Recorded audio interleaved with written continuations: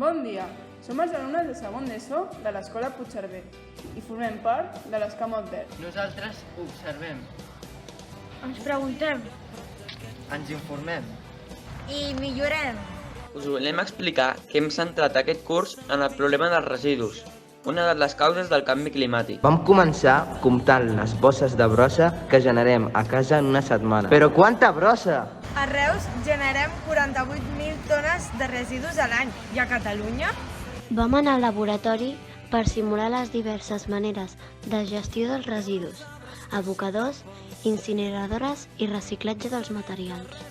Vam veure clar que enterrar o cremar els nostres residus té molts inconvenients, però i reciclar? Sabíeu que el plàstic o el paper són residus de cicle obert i només es poden reciclar un nombre limitat de vegades?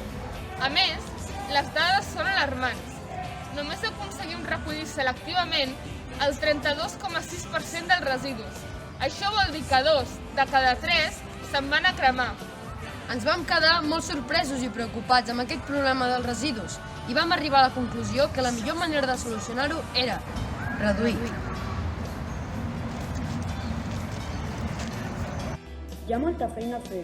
Nosaltres intentem que a l'escola es faci una separació correcta dels residus.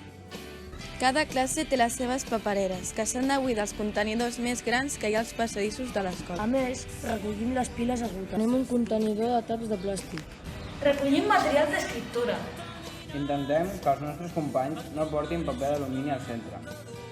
I difonem accions de millora a través del racó verd. Debatem, comentem notícies i exposem idees a la classe. Si no és ara, quan? I si no som nosaltres, qui?